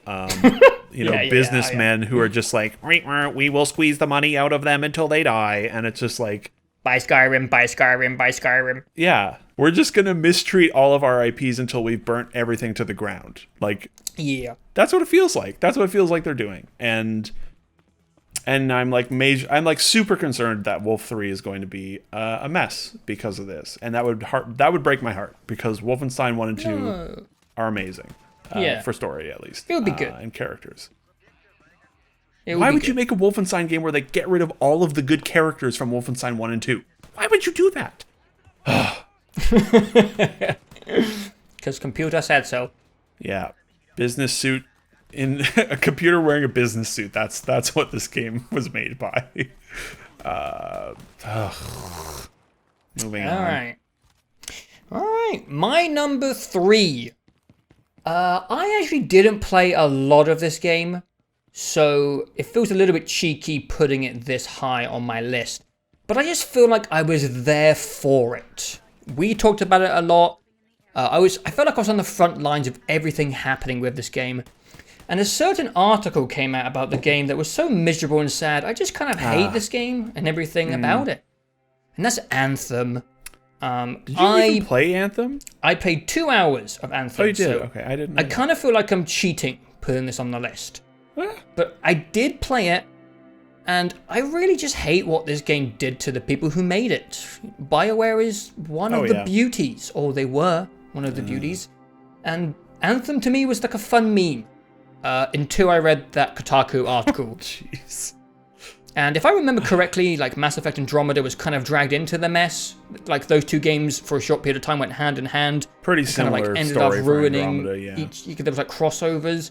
And the whole just period of Andromeda and Anthem and BioWare's downfall has just been completely, utterly miserable. And I was kind of looking forward to it as well. I was kind of looking forward to playing Anthem with the buds. And it was just an utter shit show. It was pretty entertaining to watch. But, after the article, it was kind of just sad. Yeah. And I've enjoyed laughing at Fallout 76, and I can't even laugh at Anthem. I just feel like crying a little bit. I feel like Fallout 76 should have been on this list again. Yeah. Anthem is a really sad game. Most games that are bad aren't sad. This made me really miserable.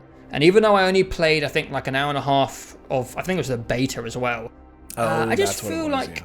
I feel like I was there, man. I feel like I was there for it. And it just is so shit that it just deserves to be on the list.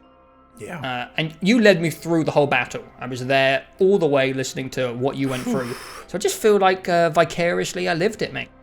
Yeah, I feel that way about another game that's going to come up, I feel, quite soon. Yes. But I will leave Anthem because let's just leave it. It might come up again. Oh. Weird. I'll leave it. I suspect my number 2 is going to come up again, and so I won't say a whole lot about it. Days Gone. Oh, Days Gone.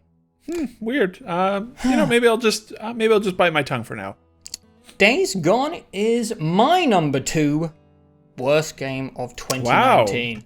Wow, I would have said it would have been your number 1. Well, Days Gone actually had quite a good period for me where I was actually quite enjoying it. Yeah, that sounded wrong. There was a period of time where I was enjoying Days Gone. Like the first 20 hours, or the first 10 hours kind of sucked because the shooting mechanics were awful. But there was this middle section of Days Gone where I was kind of enjoying it. It was just schlocky, like B-movie garbage.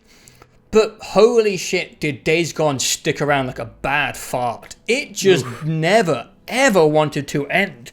And it's my fault for just pushing on. If I had not forced myself to beat this game out of just sheer curiosity, it would be a bit lower on the list. It wouldn't be so high. But this game just was overly ambitious. The people who made this game, I can't remember their name, they just bit off a bit more than they could chew. And this game just drags and drags and drags, and there is no payoff for how long it just consumes your time. There is no payoff. The story doesn't even go anywhere. And the story revelations are like embarrassing. They're so predictable. They're so cliche. I just remembered the fucking guy in the hazmat suit as a smart zombie. It's like, what the fuck? That's our ending? That's all you're giving us? I forgot about that. And Desmond is the worst character of the year. He's so bad. He is an absolute fuckhead, and you have to play him. Oh, he's so awful. That guy's a bastard. In many ways, Days Gone is our #1 worst game of the year. I feel like. Sucks, man. And if it had ended at 15 hours, it would have been like, not great, but they tried. But it goes on for like 40 hours. And it just gets more frustrating to play. They like introduce fucking zombie birds at the end. And the aiming is terrible, so it just gets more annoying and obnoxious as it goes on. Like the hordes of these like strange encounter. We're like, ooh, these are dangerous. Then near the end, the game's like, yeah, go destroy 2 of them. We're not going to give you anything to help. Just deal with it. And it's awful. It's still awful. Never saw a horde. Oh my god, having to clear out some of the hordes in the end of the game was so bad. I had to look up video walkthroughs of strategies to do it. Jesus. Oh, this game was such a roller coaster. It was like, oof, this game feels like garbage. Fuck. Joe, I have to capture footage for this now. Maybe I have some stored somewhere. Fuck. Yeah, I'd look for that. And then I had a period of the game where I was like, this game's alright. It's really rough around the edges, but I'm getting used to the controls. I'm getting some better guns, and I don't mind it. And then at like the 25th hour, I was like, man, I hope this game ends soon. And no, it didn't. It had 15 more hours, and it was the worst 15 hours of the year. I feel like if I had played through all of Days Gone, it would have been my #1 because I hated every single second of Days Gone. I stopped at about 15 hours and I fucking hated every part of that game. The driving felt like, what were you going to say? The most annoying part of Days Gone is people kept saying it was good. There were a lot of people that liked Days Gone, or at Loads least of people. Lots of people really liked it, and then a lot of people were like, that game seems fine, whatever. Yeah. But it's terrible. It sucked. I'm sorry. But like, I'm not sorry. The driving is shit. Hate it. The character movement is shit. The shooting is shit. The world is boring and shit. There's the storytelling. Oh my god, the storytelling in this game. It never stops talking and giving you story stuff. And it is all so bad and so boring. Oh my god, Days Gone is terrible. It's so, man. And it just doesn't give you any information on the world until like 40 hours in. It's like, okay, here's how the zombie apocalypse started. God. And it's like, I don't give a shit anymore. Half the people have stopped playing. It's just such a weird game. Days Gone made me so fucking mad playing that. Oh my god. I was so pissed off for that entire time. Those 15 hours was over like a 10-day period, right? Like, it wasn't like, it was like, okay, I'm going to try again here. 20 minutes. All right. Oh my God, this is awful. Shut this shit off. 20 minutes again the next day. And it was just, oh God. Days Gone made me so miserable. I am proud of myself for stopping playing that game at 15 hours. I am proud. Yeah. I had the self-restraint. And I normally don't. And I'm glad. And I hope they don't make another one, but they're going to because it sold so many copies and people are stupid and they liked it. And zombies and bikers and all. Oh my God, Days Gone sucked. Ugh. Days Gone 2 is coming. Days Gone 2 is happening. I hate that idea. It's gonna happen. I know, and I hate it. It's gonna happen for sure. Fuck. Oh my God, there's so much stuff in that game that's so bad. We're probably going to play it. Remember the multiple sequences with Boozer where it's like a somber Red Dead ride on your bike? Oh my God. Remember the drug trip boss fight? Oh my God. What the fuck? Remember every time you had to shoot anything in that game? Yeah. Remember how there's nothing in the world? Nothing in the open world at all? Mm-hmm. Remember how every other story mission is like you sneaking around like these from one bush to another, and if you step like 1 foot outside of the bounds, it fails the oh my God, that fucking game. It's gone so shit. If I had played if I had played 10 more hours of Days Gone, it would have been my #1, I think. Yeah, if I played 10 hours less of Days Gone, I probably would have put it lower. But the last 20 hours is just the worst time of the year. I was in I remember looking up the story stuff that happens in the second half of that game and just cackling at how just unbelievably stupid and bad and boring it was. Yeah. Man. Boy. I am genuinely surprised it's not your number one, but I do remember that you did have a stretch of time where you were decently enjoying it. Yeah. I forgot that happened. I did. I think that is surprising. That's fair. But I understand. And I'm pretty sure I know what your number one is, and I understand. We'll see. Okay, so I guess time for my number one. It's Anthem. Of course, and it deserves to be up there, I think. I didn't think they could make a worse game than Mass Effect Andromeda. Harsh word. But they did. Yeah. They did. Look, Andromeda is a huge offensive piece of shit. And so much about it is so bad. The writing and story and characters in that game are so bad. It was so unpolished that it was like I've never been more stunned at how unpolished a game was than Andromeda, and that it was a full price video game. I paid $90 Canadian for Mass Effect Andromeda. But the combat in Andromeda was solid. There was something there that was like, yes. The combat here is decent, and there was a flexibility to it, and it felt pretty good. Yes, agreed. Yeah. Speak of the fucking devil. I don't even have it open. Windows 10 asks, would you like to update this Origin EA installer? Okay, sure. I haven't opened Origin in like 3 months, but okay. It literally just popped up as we're talking. They're listening. I got to make sure it's not installing Anthem in the background. And I thought Anthem was going to be at the wow. I think there was always a portion of me that was like, maybe it's going to be bad. But I figured it would be It would be like, You know? It would be like the First Division. Or maybe a little worse than the First Division, where you're like, they've got something here, but they've not made one of these before, so, they'll get there. The combat's cool and the world is cool, but it needs work, because they'd been working on it for years. Yeah. And it was the A team. It was BioWare Edmonton, who are that's the OGs. They made KOTOR and Mass Effect, and the story with Andromeda was always that, like, Andromeda was resource constrained because so much stuff was being siphoned off towards Anthem. And what a piece of shit Anthem is. Look, I mean, you said it, like, the story of its development, that behind the Jason Schreier article is a bummer. That thing is so depressing because it is the peak of negative video game development stories. Mm-hmm. It's like psychological abuse, basically. Pretty much.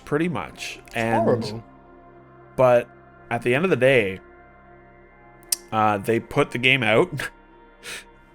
EA and BioWare shipped it, and you could have paid full price for this game. Thankfully, I did not. I had to use the Origin Access, Premier, whatever the fuck thing it is that you pay $10 for or $15 for, and you get your unlimited time with the game for the month, which is merciful. If I had paid for this game, it would have been. Whew, oh boy. Wow, I almost called it Mass Effect Anthem. Anthem fails at literally everything it tries to do. The flying, like, I did a long review of this, and we did a very long discussion of it at the beginning of the year. It's every part of it is ass. The flying, like, there are moments where, like, this feels great, but then they're just like, nah, you're not allowed to fly. Overheat, baby. Overheat. Again, you got one shot by an enemy? Overheat. Haha, no flying for you. The gameplay feels like trash. And I mean, some of this has been alleviated, but, like, there was, like, huge lag on the servers where you would just go from 100 to 0 instantly. Enemies wouldn't die. I mean, we can't go into all this again. The gameplay feels like trash. The story is... it's so bad. The world is generic and dumb and garbage. And the whole part of it where it's a live service loot game is so... It's so bad. And, like, they could have started to turn this story around. I mean, this game came out in February. It's almost a year old. Oh, yeah. And I mean, I should have given this game 1 star. If I had waited 3 more weeks before reviewing it, I gave it 2 stars because, there were parts of it that were like, okay, this might be good. And it might get supported.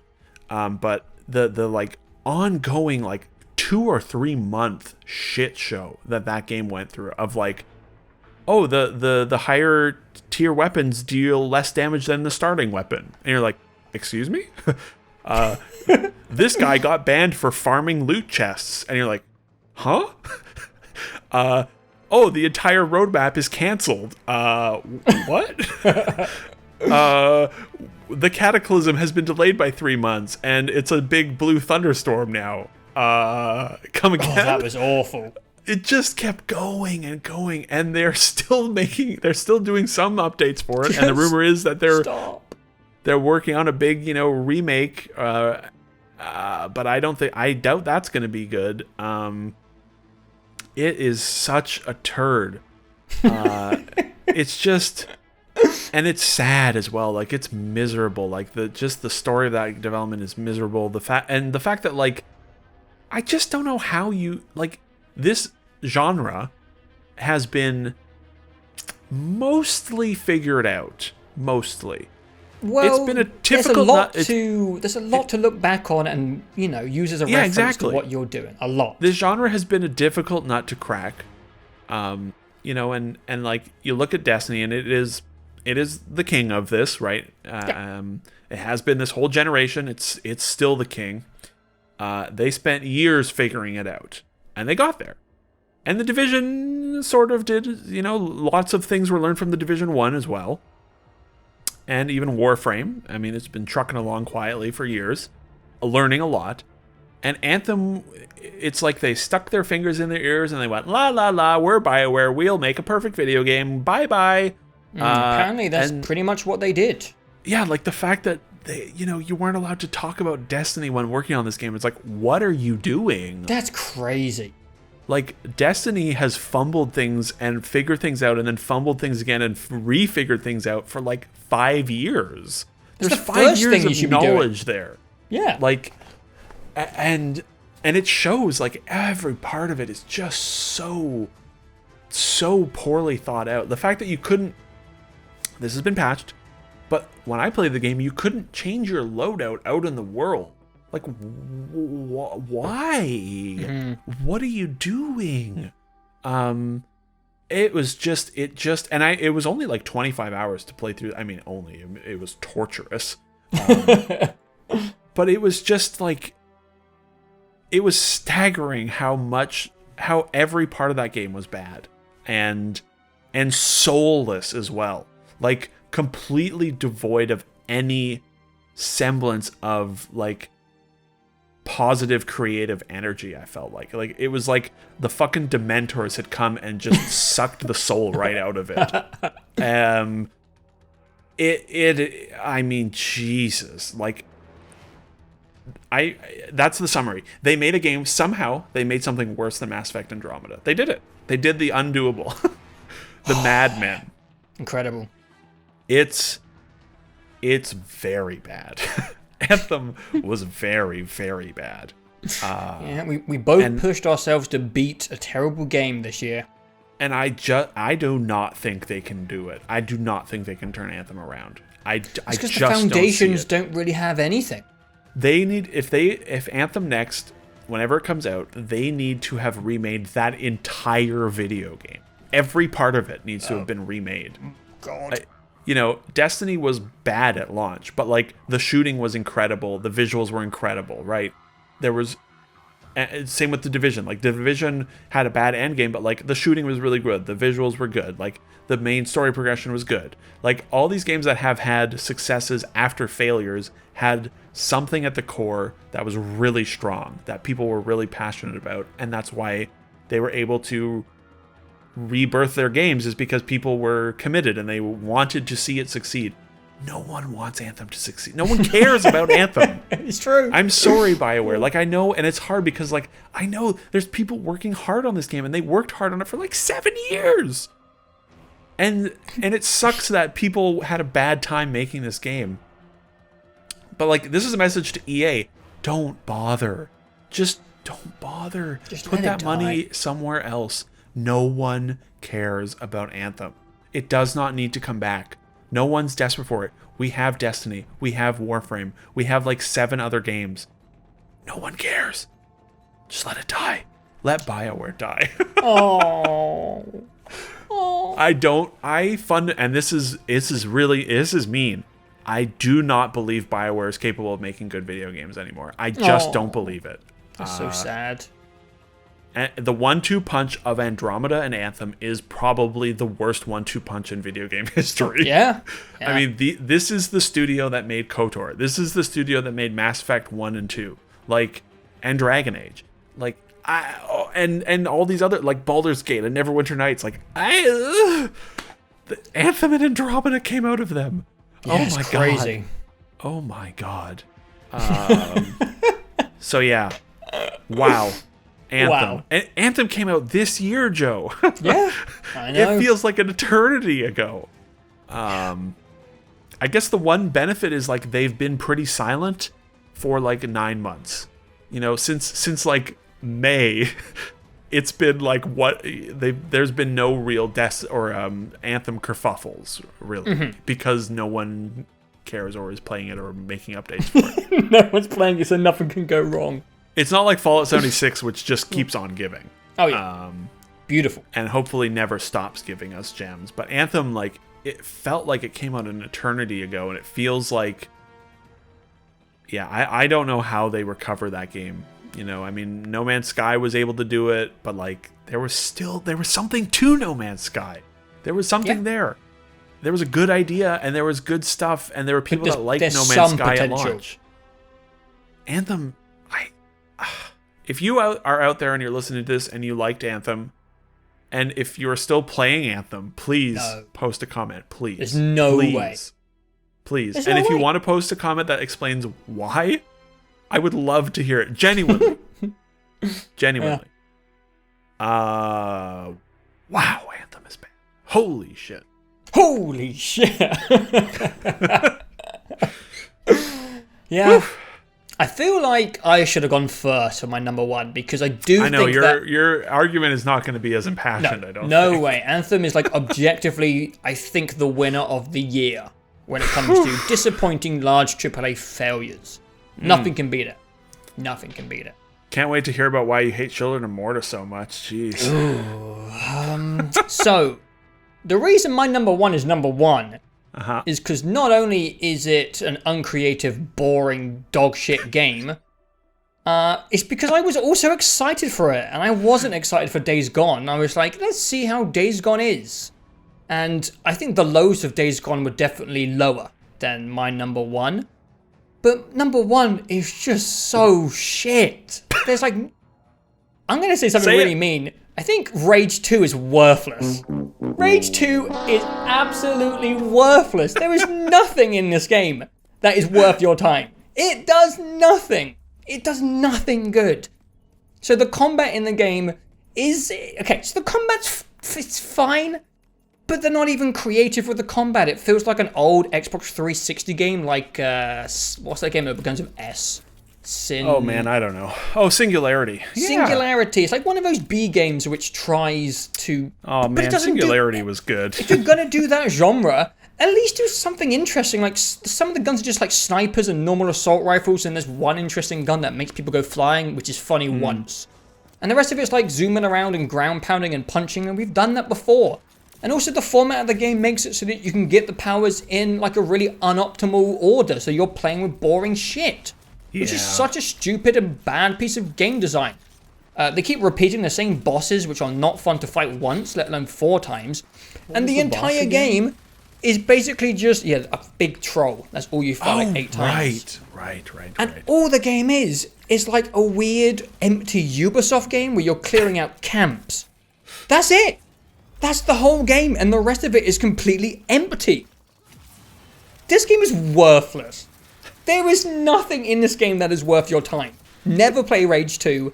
And I honestly feel like the marketing was a scam. The trailers were a scam. I agree with that. That game is not funny at all.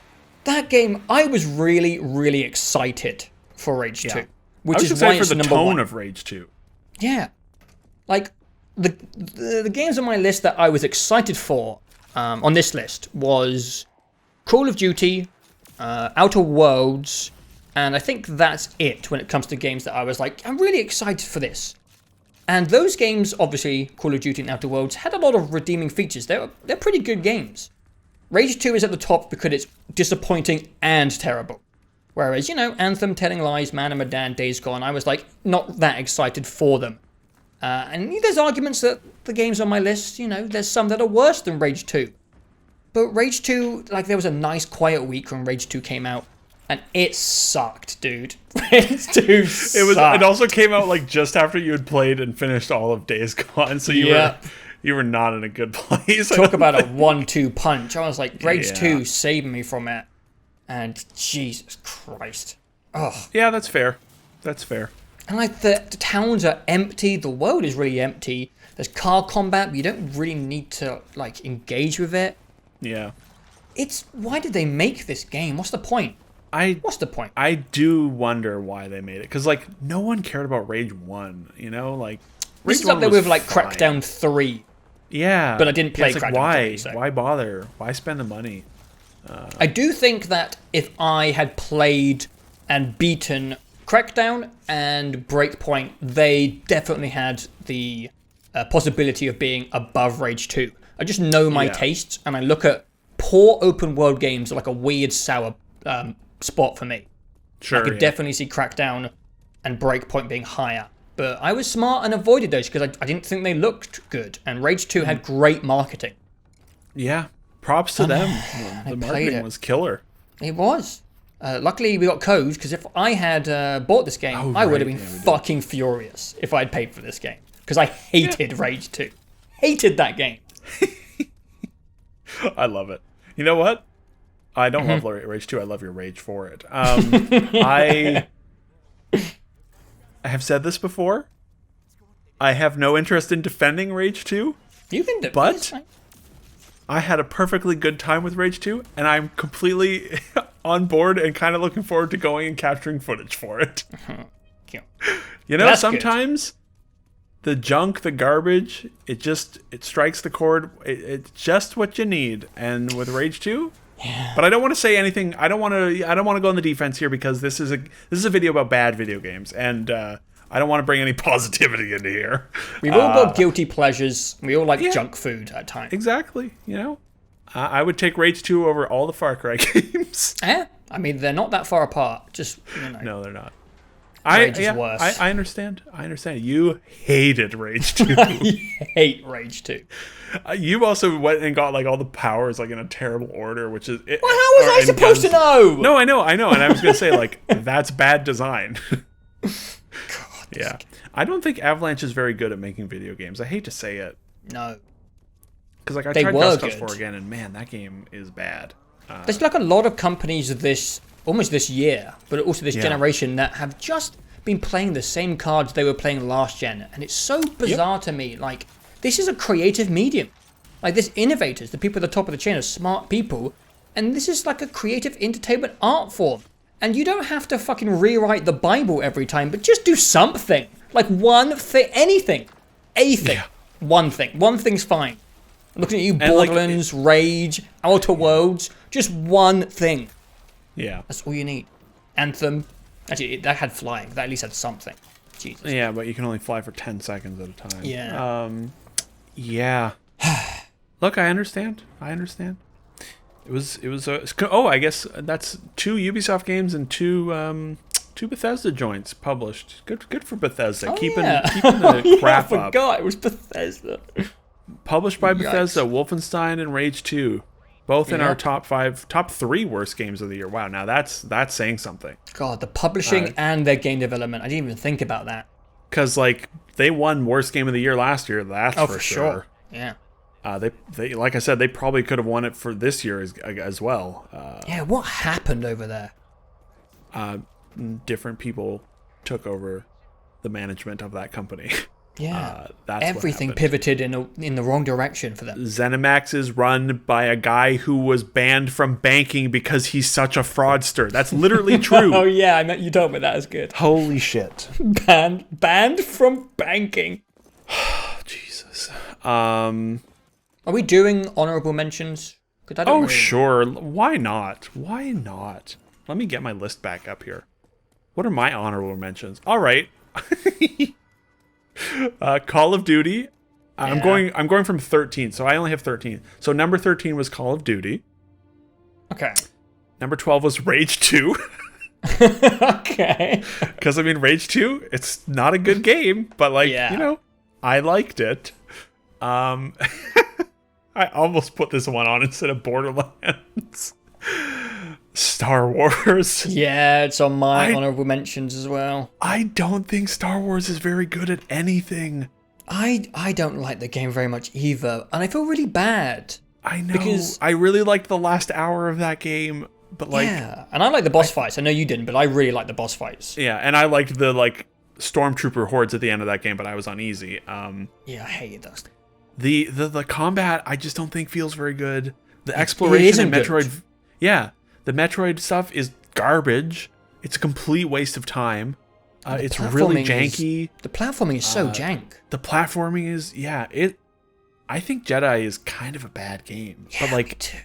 it's like, sort of pleasant in a nice way, but it's also not very good, I don't think. I think it's also frustrating because it's another one of those EA cases where it feels like they just didn't give them enough time. Yeah, and that's been the story. The worst thing about Star Wars is it's not like Andromeda where it's like, this needed a fucking year. Like, Star Wars is almost there. It's like, just back off and give them a couple more months to iron this out and make the combat feel better. And it would have been good. Yeah. I don't think it would have been amazing because it's, you know, it's kind of every genre. But it would have been solid. But man, the combat sucks. Yeah. Those are my 3, and I actually probably feel more strongly about Star Wars being worse than Borderlands. Borderlands is at least like, they actually improved the shooting in Borderlands and made it feel pretty solid, you know, and the mobility has been increased slightly and feels better, but I just don't think Star Wars is very good at anything, actually, which is kind of a bummer. Yeah. And it's a shame because, like, you get a glimmer where you're like, wow, this could actually be really good. And I think those glimmers were different for both of us, but there was a glimmer. Like I said, the last 40 minutes of that game, I was like, it's probably the reason it's not on the list is because it ended on a high note for me, where I was like, wow, that was great. The ending's amazing. I love that. Yeah, but then when I went back to capture footage for the podcast, I was like, oh my god, this game is so boring. Thing is, I didn't find it boring. I just didn't find it good. yeah, same. I found it boring and also not good. Combat in a game is so weird. It just doesn't feel like it's designed for group combat, and it feels like that's all the game wants to do is group combat. I really like the 1v1 combat, the boss fights, and even those have moments where I'm like, I'm pretty sure I didn't do what I just did. I didn't input that, but it did that. I had some iffy moments in pretty every boss fight where I'm like, I'm not sure I dodged that way, game. But I thought the boss fights were cinematic and theatrical and just looked crazy. Especially for a Star Wars game, they're so boring sometimes. So the boss fight saved it from probably landing on my list. But like the combat, you have Sekiro this year, and I know you don't want to copy it exactly, otherwise people are going to say stuff. But it's already so close, you might as well just go all the way. Well, and like when you're trying several things, you're taking so blatantly from games that did it so well before, you're like, it makes it really obvious when it's not done as well. And that's what it felt like here, where it's just like, this does not feel as good as Sekiro. The Metroid stuff is not good like the Batman games, let's say. You know, the platforming doesn't feel like, I don't know, Uncharted. Even though Uncharted isn't, you know, an amazing platform or anything, at least it functions. It feels perfectly decent. Yeah, it just less blatantly. Why is there no fast travel? Just put fast travel. Why is there no fast travel to? What's the point of the meditation points if you can't fast travel to them? Like, you can fast travel to them in Dark Souls, more or less. I think in the first one you have to get to a certain point, but I think in all the rest, in 2 you definitely can. I think in 3. Yeah. So. Well, yeah. Bloodborne you can fast travel to every fire. You know, it's like why? Yeah. I did like aspects of that game. I do like the characters. Just miss being on the list. Yeah, I like the characters. I mean, the story's kind of nothing. You're just going from place to place. But I think the characters are good. Voice actors are fine. Some of the cinematic moments, I think, are done well. But the game kind of looks like shit. Yeah. I feel like they just didn't design anything to happen when you fall off a ledge. Like, Cal just like flops and clips through the environment every time. But you fall off the environment all the time. Yeah. Like, because it's a platformer and you miss sometimes. And it feels like the game doesn't know what to do when you fall. It's so weird. All right, maybe we should redo this whole thing. Star Wars is on the list. It's just good enough to not make it on the list. But it's just... I just want to God, the game needed just apologize to everyone if you're watching the video version of this and there's no gameplay audio. It's because I've taken gameplay from our last podcast and muted the volume so you don't hear us talking in the background because I don't want to capture footage for these games again. Like, there's no fucking way I'm capturing Anthem footage. It's not happening. I hope my rant was less than 22 minutes because that's how long my review was. Oh, shit. That's fair. Do I have any more? This feels mean, but... this whole video's mean.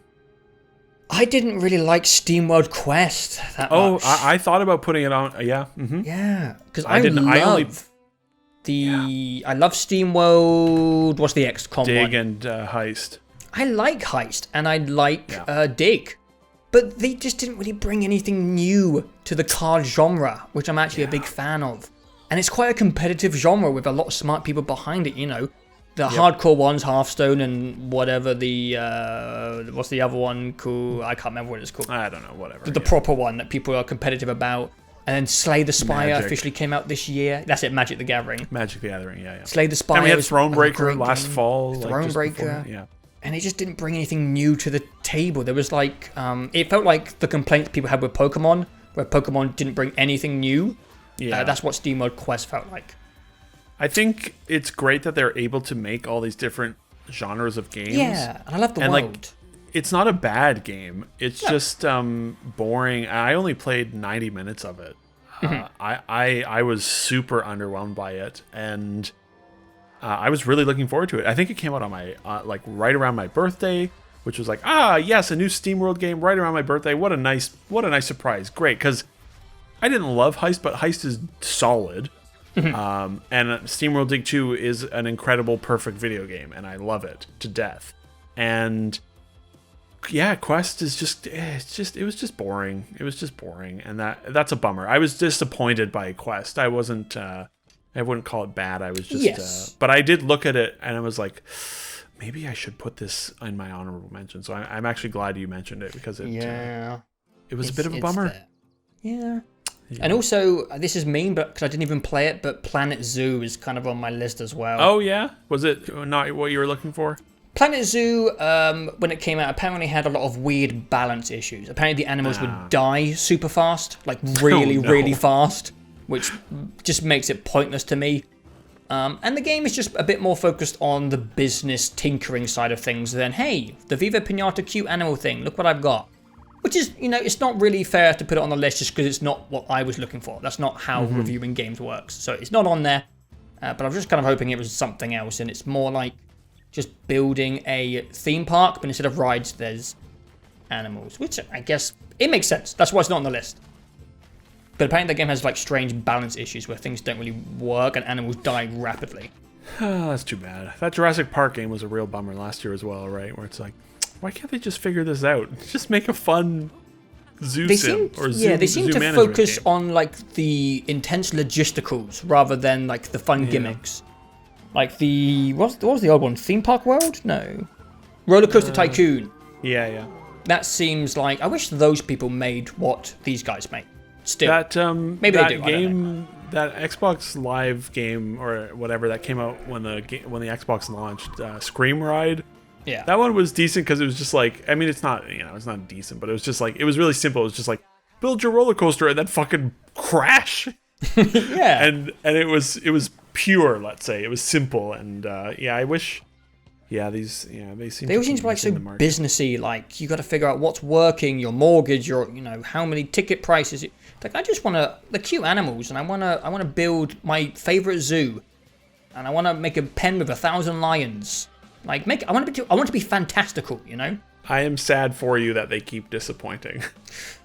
I didn't even play it, so it's not fair to put it on my list. But I just want them to be like more interesting. They're all the same. But like, I'm gonna take one last look and see if I missed anything here. I don't think I did though. I think I got it all. Let me just check. Baba Is You was unfortunate. I wish that it had been about fun, weird logic like that hack and slash game. I don't know if you ever heard of that one. I did. Never played it though. Yeah, but they were just like 10 levels into that game. It was like, I have no idea how I'm supposed to move this block. And it's like, I don't want to play block puzzles. They're not fun. I want to do weird logic shit, which is unfortunate. The game's very, very cool. I just didn't like the focus, like you said. Oh, one that I also really thought about that people really liked, that you also liked, was Void Bastards. I did not think Void Bastards was interesting at all. I can see that. It's repetitive. It was so boring. Yeah, that's fair. Yeah. I like the loop of that game. 40 minutes of Concrete Genie. Yeah, what a weird ending to that game. That's it. That's all of them. Oh, God. What a year. At least this wasn't longer than the best of video. That would have been funnier. 6 That would hours. have been depressing. Yeah, this year had some stinkers, mate. Yeah, that's a lot of games. That's like a lot between of our games. 2 lists with honorable mentions, that's probably like 20 games or more, honestly. Jesus. In a year where we play like 40-ish games, to have half of them be like contenders is or But that's the thing, there's always bad games every year. Yeah, of course. But we don't play them because we don't play bad games. Of But course. this year we played them thinking they were gonna be good. And they weren't. You're just saying like we don't play bad games, and then my eyes are just glazed over thinking about playing all of Mass Effect Andromeda willingly for no reason. And me beating Days Gone by force. And I'm just like, we don't play bad games. No, never. I've never done that before. We don't seek out bad games. Right? Yeah. Come on. Yeah. Maybe not intentionally, let's say. Alright, well, let's hope that we never have to do this again. And that we Here, never let's turn get it a year. around. Let me put in some footage of good games. We have, as of today, we have RE3 Remaster. We have Final Fantasy VII. We have Half-Life Alyx. We have Doom Eternal. We have motherfucking Cyberpunk, Dying Light 2. Halo 1, 2, 3, and 4 on PC. New consoles. Oh, yeah. It's 2020. Please be good. Yeah, save us from the wrath of 2019. Yeah. But apart from that, guys, that is going to be all. The next top 10 list will be the top 10 of the generation. Or 2020. Oh, no, yeah, it will be the generation, right? Because that will be first. November, probably. Yeah, right. That will be near the end of the year. And don't be surprised if that list is 15 instead of 10. It's going to be a difficult one to put together. Yeah. But apart from that, hopefully this hasn't been too miserable of a listen. Hopefully we haven't shit all over the games you love. But if we have, well, they sucked. Please feel free to vent all of your frustration at the games or our list in the comments. Yeah, go ahead, mate. It's valuable. It's valuable to get it off your chest. And if you liked some of these games, or if you hated games that we forgot about, share. Sharing is caring? No. They're just going to be It's helpful. It's helpful at the very least. So, don't keep it bottled up. Let the rage They won't. out. sing the anthem of rage about how bad all these games were. Ha All right, thanks for listening. See you next time. Jesus Christ.